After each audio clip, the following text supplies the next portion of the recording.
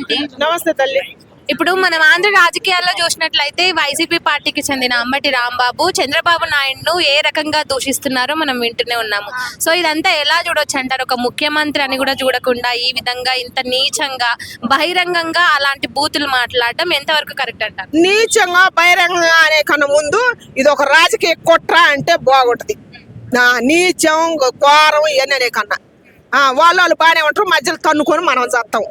తర్వాత క్వశ్చన్ అంటే ఇటు జోగి రమేష్ కూడా ఆయన లోకేష్ బాబుని మాట్లాడటము, కులాలను మధ్యలోకి తీసుకొచ్చి కులాల బీసీ వాళ్ళకి ఈ విధంగా అన్యాయం జరుగుతుంది, టీడీపీ వాళ్ళు బీసీ వాళ్ళకి అన్యాయం చేస్తున్నారు అంటూ మాట్లాడుతున్నారు. అంటే ఆయన మాటలు ఎంతవరకు కరెక్ట్ అంటారు? ఎందుకంటే వాళ్ళు బాగుండాలా, కులాలు రెచ్చగొడితే ఇల్లు లేతగా ఇల్లు కొట్టుకొని సత్తే మనం సప్పట్లు కొట్టుకోవచ్చు, మనం ఉన్నది మనం దోసుకోవచ్చు, మనం ఇంకా పైకి పోవచ్చు, నాయకులుగా ఎదగొచ్చు. అది మరి ఇది ఎప్పుడు అర్థం చేసుకుంటారు సామాన్య ప్రజలు?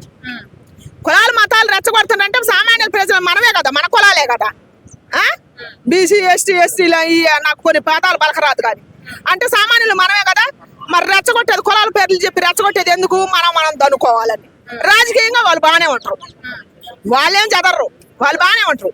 మరి ఒక అంబటి రాంబాబు అన్న అంత ధైర్యంగా ముఖ్యమంత్రిని అన్నాడంటే వాళ్ళు వీళ్ళు సంవత్సరాలు కాబట్టేగా, లేకపోతే సామాన్యుల పేరు ఇప్పుడు నువ్వు పోయాను ఊకుంటారా? ఇప్పుడు ఈయన పోయి అనుమానం పిచ్చుకొకరు కొట్టినట్టు కొడతారు, ఊకుంటారా? ఊకోరు. అందుకని వాళ్ళు కాబట్టి చదువుకుంటారు. అంటే ఇప్పుడు మళ్ళీ ఆయన రిమాండ్ లో కూడా అంటే ఆయన అరెస్ట్ కూడా చేసిరు కదా అంబటి రాంబాబుని ఈ విధంగా మాట్లాడిండని. ఇప్పుడు జోగి రమేష్ ని కూడా అరెస్ట్ చేయాలని చూస్తుంటే ఆయన పరారీలో ఉన్నట్టు తెలుస్తుంది. మరి వాళ్ళు అరెస్ట్ చేసినా కూడా వాళ్ళే చెప్పారు కదా మాకు ఉండేది లేదు ఊడేది లేదని, చేసుకోపోలేదు చిటికేసారుగా. మరి దైనం లేదు ఎందుకు అంటారు? దైనం లేదు ఎందుకు అంటారు? వాళ్ళకు కూడా బాగానే జరుగుతుంది, వాళ్ళ సపోర్ట్ బాగానే ఉంది, నాయకుడు సపోర్ట్ లేదు ఎందుకు అంటారు? చంద్రబాబు నాయుడు నేను చేయడేమో, అందుకని వాళ్ళ సపోర్ట్ ఉంది కాబట్టి వాళ్ళు మాట్లాడుకున్నారు. వీళ్ళు వాళ్ళు కలిసి నేను ఒకటే మాట చెబుతాను, వీళ్ళు వాళ్ళు కలిసి నేను ఆ పార్టీ తరపున మాట్లాడను, ఈ పార్టీ తరపున మాట్లాడను. ఏపీ ప్రజల్ని సర్వనాశనం చేయడానికి వచ్చారు. ఇప్పుడు రావణ కాష్టంలా మారుతుంది. వాళ్ళ మాన ప్రాణాలు దోసుకోవడానికి వచ్చారు అనమాట, ప్రజలను పాలియటానికి రాలేదు. ఎందుకు? ఆ తిరుపతి లడ్డు కాడ ఎంత చేసి గొడవలు చేసి ఇల్లులు ఆ మొత్తం దళగ పెట్టుకుంటారు. వాళ్ళతో బాధ్య, ఆ నాయకులతో బాధ్య. ఆ అన్నకి ఎంత ఏజీ ఉంది అంబటి రాంబాబు అన్నకి? చెప్పు. అంత ఏజీ అన్న ఉన్నాయని ప్రజలను కాపాడటానికి వచ్చినాయని ప్రజల గురించి మాట్లాడాలి. ఆ లడ్డు కోసం వచ్చి తగాదలు పెట్టుకొని గొడవలు పెట్టుకొని ఇప్పుడు వీళ్ళు బాగానే ఉంటారు, 10 మంది బాగుంటారు. మధ్యలో మా నాయకుడిని కొట్టిన గుల్లయ్య వాళ్ళు ఎంతమంది? 100 మంది 50 మంది ఉంటారు. ఏపీలో రాజకీయంగా ఎంతో మంది భ్రష్టు పట్టి సర్వనాశనం అయిపోయిన వాళ్ళు ఉన్నారమ్మా. ఊళ్ళే నాశనం అయిపోయారు, అసలు ఊళ్ళలో లేరు. ఇప్పుడు ఏరే ఊళ్ళు పోయి బతుకుతారు ఆడవాళ్ళు మగవాళ్ళు. కనీసం కూలి చేసుకుంటారు, వాళ్ళు కూలి చేసుకుని మళ్ళీ వాళ్ళ కాడ లక్షలు ఉన్నట్టుగా లేదు. ఎందుకంటే పార్టీ అంటే అవతల అంత ప్రాణం ఎత్తరు. నీ పార్టీ నా పార్టీ నా ఈక్నెస్ మీద దెబ్బ కొట్టారు ఈ రాజకీయ నాయకులు. అవతలకు పోయి దెబ్బ కొట్టి వీళ్ళు బాగానే ఉంటారు పచ్చంగా. ఈ నాయకుడు ఆ నాయకుడు నాశనం అయిపోయేది పాపం మధ్యలో పేద ప్రజలు. లడ్డు విషయంలో కూడా ఈయన అంబటి రాంబాబు అక్కడ ఆగడము, ఆ లడ్డు ఫ్లెక్సీలు తీయమని మాట్లాడటము, అంటే తిరుపతి లడ్డు విషయం కూడా కావాలని ఇట్లా చేసిరని కూడా మాట్లాడుతున్నారు.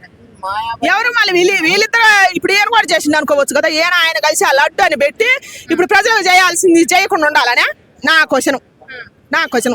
ఇప్పుడు ఆ లడ్డు అడ్డం పెట్టి ప్రజలకు ఏం కావాలనో అవి చేయకుండా ఎడకుండా ఈ గొడవలో పడిపోతారు కదా ఏపీ ప్రజలు. ఇంకా వాళ్ళకి కావాల్సినవి వాళ్ళు అడగరుగా, అవి మర్చిపోతారు. వాళ్ళ పిల్లలకు ఉద్యోగాలు, రాజధాని, వాళ్ళకి కావాల్సిన రైతులకు కావాల్సిన ఇవన్నీ మర్చిపోతారు. ఈ గొడవలో పడతారు అనమాట. పలానా అంబటి రాంబాబు పెట్టి చేసిండు, చంద్రబాబు నాయుడిని తిట్టిండు, ఆ లడ్డు కల్తీ జరిగిందంట, ఈ లడ్డు తింటే మనం చత్తవా ఉంటవా ఊడుతావా ఇవన్నీ లేపుకుంటారు కదా. ఇవన్నీ లేపుకొని మనకు కావాల్సినవి మనం మర్చిపోతాం. అది జరుగుతుంది అవతల. జోగి రమేష్ ఇంటి మీద కూడా కావాలని దాడులు చేసిరు, ఇంటికి నిప్పంటించిరు అని కూడా మాట్లాడుతున్నారు. అంపించారని మాట్లాడేది వీడియోలలో గానొత్తనే ఉంటే ఆయన ఇల్లు తగలబడిపోతుంది, ఏ ఇల్లు తగలబడిపోతుంది. మరి ఇది సినిమాలో జరిగినట్టు జరుగుతుంది అనమాట. సినిమాలో జరిగినట్టు జరుగుతుంది. సినిమాలలో కూడా అంతే, వాళ్ళ ఇల్లు వాళ్ళే తగలబెట్టుకొని చెప్పేది, చూపించేది. ఆ సేమ్ సినిమాలో అటు జరిగిందా ఇప్పుడు ఏపీ రాజకీయం అటు జరుగుతుంది. ఎందుకు ఈ రాజకీయం? ప్రజల కోసం వచ్చారా? వీళ్ళు ఇల్లు గొడవలు పెట్టుకొని ప్రజల సర్వనాశనం చేయడానికి వచ్చారా అని నా క్వశ్చన్. అవునే, ఇప్పుడు మంచి క్వశ్చన్ వేసి నువ్వు. అందుకే పవన్ అన్న మాట్లాడాలా. ఆయన ప్రజల కోసం వచ్చిండు కాబట్టి ఆయన మాట్లాడితే అసలు ఏం సమాధానం చెబుతున్నావు ఈ నాయకుడు కానీ ఆ నాయకుడు కానీ. ఆ అన్న మాట కోసం నేను కూడా ఎదురు చూస్తున్నా.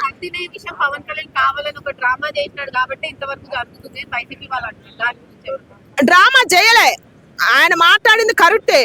డ్రామా ఎట్ట చేస్తాడు? ఆయన రూపంలో వచ్చిండు శ్రీమన్నారాయణుడు. ఆయన రూపంలో వచ్చి చెప్పించిండేమో అనుకోవచ్చు కదా. ఇప్పుడు రాజకీయంగా ఉంటే సపరేట్గా ఇల్లు మాట్లాడుకోవాలా. లడ్డు విషయంలో ఎందుకు రాజకీయం? అంటే రోజా ఏమన్నారంటే మొన్న రీసెంట్ గా కల్తీ జరిగిందని చెప్పొచ్చు కానీ మీరు పత్తి కొవ్వు కలిసిందని అట్లా అంటాడు. రోజక్కకి ఇంకేం సమస్యలు లేవా? రోజక్కకి లేవా? ఏపీలో ఇంకేం సమస్యలు లేవా? ప్రజల మీద చాలా సమస్యలు ఉన్నాయిగా. పాపం రైతులు అప్పుల పాలు అయిపోయిన వాళ్ళు ఉన్నారు. రాజకీయం పేరు మీద భ్రష్టు పట్టిన వాళ్ళు ఉన్నారు. ఎంతో మంది ఈ రాజకీయం పేరు మీద ప్రాణాలు పోయిన వాళ్ళు కూడా కొన్ని కుటుంబాలు ఉన్నాయి. ఎన్నో మాసర్ల నియోజకవర్గంలో అయితే ఎన్ని ప్రాణాలు పోయినాయో. అట్లాంటి కుటుంబాలు ఆదుకోవచ్చుగా. పోయి అవతలకు పోయి ఈ ఒక్క లడ్డునే పట్టుకొని పంది కొవ్వు కుక్క కొవ్వు ఇవన్నీ పెట్టుకొని అటం వేసుకొని తెచ్చుకోపోతే ఆ లడ్డు విషయంలో అన్యాయం జరిగితే ఆ దేవుడే చూసుకుంటాడు. నారాయణుడే. వీళ్ళందరూ ఎందుకు? వీళ్ళందరూ ఇప్పుడు పవన్ కళ్యాణ్ అన్న తప్పు చేసి రాజకీయం కోసం ఆ లడ్డుని అటం పెట్టుకొని ఉంటే ఆయన కర్మ ఆయనే మూట కట్టుకుంటారు. మీరు అందరూ ఎందుకు ఆ లడ్డు చుట్టూ తిరిగేది? క్వశ్చన్ ఇదే కదా. ఇప్పుడు తప్పు చేస్తే పవన్ కళ్యాణ్ అన్న అనే వ్యక్తి ఆయన నీతిగా నిజాతికి కనుక బయటకు రాకుండా ఆ లడ్డుని అడ్డం పెట్టుకొని రాజకీయం చేయడానికి కనుక వస్తే ఆయన కర్మ ఆయన ఆయనకెత్తాడు. ఆ నారాయణ శిక్షిస్తాడు. మీ అందరూ ఎందుకు ఆ లడ్డు చుట్టూ తిరిగేది? అంటే మరి ఆ లెక్కకు వస్తే టీడీపీ వాళ్ళు కూటమి ప్రభుత్వం వాళ్ళ మీద కేసులు పెట్టడం జరిగింది కదా. ఇదే ఫార్ములా వాళ్ళ మీద కూడా వాడొచ్చు కదా. అది నిజంగా వాళ్ళు చేస్తుంటే వాళ్ళ పాపాలు వాళ్ళే పోయేవాళ్ళని వైసీపీ వాళ్ళు కూడా అనొచ్చు కదా. ఎవరు అంటే ఇప్పుడు రాజకీయం అంటేనే ఒకళ్ళు నిందించుకోవటంగా. ఇప్పుడు నన్ను నువ్వు ఆనంద రాజకీయం ఎట్లా నడుతుంది? ఇప్పుడు వాళ్ళంటే నాయకులు. ఇప్పుడు జగన్మోహన్ రెడ్డి గారు ముఖ్యమంత్రి అయిండు. ఇప్పుడు చంద్రబాబు నాయుడు గారు ముఖ్యమంత్రి. ఆయన 73 ఏళ్ళ అనుభవం ఉన్న సీనియర్ నాయకుడు. వీళ్ళు రాష్ట్రాన్ని పరిపాలించారు. అవి వీళ్ళకి తెలుసు అది రాజకీయం గురించి. ఇప్పుడు పవన్ అన్న ఇప్పుడు కొత్తగా వచ్చిండు. ఆయన అనుభవం నేర్చుకుంటుండు. ఆయన కొత్తగా వచ్చిండు. ఆయన ఏమైనా తప్పు చేస్తే ఆయన ప్రశ్నించాలి మనం. ఇప్పుడు రాజకీయ వ్యక్తులు వీళ్ళిద్దరే నాయకులు. ఇప్పుడు ఓడినా గెలిస్తేనేమో ఈయన ముఖ్యమంత్రి అవుతాడు. ఎవరు? చంద్రబాబు నాయుడు అన్న. ఓడితేనేమో జగన్మోహన్ రెడ్డి అన్న ఓడిపోతాడు. మళ్ళీ ఈసారి గెలిస్తే జగన్మోహన్ రెడ్డి అన్న గెలుతాడు, చంద్రబాబు నాయుడు అన్న ఓడిపోతాడు. ముఖ్యమంత్రులు ఈ రెండు వ్యక్తులు కావాల్సిన ఇద్దరేగా. ఇంకా మధ్యలో ఎవరు కారు కదా. అందుకని రాజకీయం వీళ్ళిద్దరు సందునే ఉంది కాబట్టి ప్రజలను కాపాడాల్సిన బాధ్యత కూడా వీళ్ళిద్దరిదే. అంటే మరి పోలీసులు ఏం చేస్తారు? ఇంత ఇష్యూ జరుగుతుంది కదా, మరి దాని గురించి ఏమంటారు? ఇప్పుడు వాళ్ళ అనాలా? పోలీసు వారిని అనాలి. ఇప్పుడు పోలీసు వాళ్ళు అనడం కాదు, శాఖల్లో కూడా జనం తక్కువ ఉన్నారు. పోలీస్ వ్యవస్థలో కూడా చాలా తక్కువ మంది ఉంటారు. ఆ పోస్టులు ఫిలప్ చేయొచ్చు కదా అని వాళ్ళు బాధపడుతున్నారు. వాళ్ళు బాధపడతాం కాదు. ఒక సినిమా ఉంది ఆపరేషన్ దుర్యోధన అని. పోలీసు వారు ఇప్పుడు అది చేయాలన్నమాట. వాళ్ళలో కూడా నీతి నిజాతి కనుకుంటే వాళ్ళు కష్టపడి తెచ్చుకున్న కాకి యూనిఫామ్ అది మామూలుగా రాదు. కొంతమంది లంచాలు తీసుకునే వాళ్ళు ఉంటే ఉండొచ్చు, కానీ దాంట్లో నిజాతికి పనిచేసే వ్యక్తులు ఉండరు. అసలు వాళ్ళే కనుక లేకపోతే మన సమాజం ఎప్పుడో సర్వనాశనం అయిపోయేది. ఎంతమంది కొట్టుకొని చచ్చిపోయే వాళ్ళే, శవాలు దెబ్బలుగా మారేది. పోలీసు వారు గవర్నమెంట్ అనే వాళ్ళు లేకపోతే వాళ్ళకి పవర్ ఇయ్యాలా. వాళ్ళు కష్టపడి సంపాదించుకున్న జాబ్ని ఎవరు? ఈ రాజకీయ వ్యక్తులు వాళ్ళ కింద ఊడిగం చేపించుకుంటారు. వాళ్ళు ఏం చేస్తారు? ఈయన గెలితేనేమో ఈయన కలిసి మాట్లాడమంటేనే, ఆయన గెలితేనేమో ఆయన కలిసి మాట్లాడమంటేనే. వాళ్ళేం కష్టపడి తెచ్చుకున్న జాబ్ అది. 3 సింహాలు ఊక పైకి రాలేదు కదా. అని వాళ్ళకి పవర్ ఇస్తే వాళ్ళ పవర్ ఏందో చూపిస్తారు. మరి అది చేయలేరు కదా వీళ్ళు. సినిమా చూపిస్తున్నాయి. సినిమాలలో చోట్ల సినిమాలలో జరిగిందే నిజ జీవితంలో కూడా జరుగుతుంది. వాళ్ళ డ్యూటీ వాళ్ళు కనుక చేయనిస్తే ఒక్కొక్కరు వస్తా పోపించే వాళ్ళే. మరి పవన్ కళ్యాణ్ క్షమాపణ చెప్పాలి ఈ విషయం మీద. తిరుపతి లడ్డు గురించి ఏమంటారు? ఎవరు క్షమాపణ చెప్పాలా? ఎందుకు? ఎవరికి చెప్పాలా? రోజక్కకా? ఎవరికి? దేవుడికి చెప్పాలంట. దేవుడికి ఎప్పుడో చెప్పిండుగా. దేవుడు చెప్పందే ఆయన దీక్ష తీసుకుందే తిరుపతి కొండ మెట్లు ఎక్కి ఎంత చేసిండా? ఆయన చెప్పింది అబద్ధమని క్షమాపణ చెప్పాలి రాష్ట్ర ప్రజలకు అంటున్నారు. ఆయన అసలు అబద్ధం చెబితే కాదు క్షమాపణ చెప్పటానికి. రోజా గారు చెప్పాలి పోయి. మరి అది రోజా గారికి పోయి మరి క్షమాపణ ఆమె చెబితే మొఖాలు దండేసి మరి ఇది పవన్ కళ్యాణ్ అన్న చేసింది అని చెప్పి ఆమె క్షమాపణ అడగాలి తిరుపతి వెంకటేశ్వర స్వామి కొండెక్కి. జనసేన పార్టీని కూడా వేరే రకంగా పిలుచున్నాం.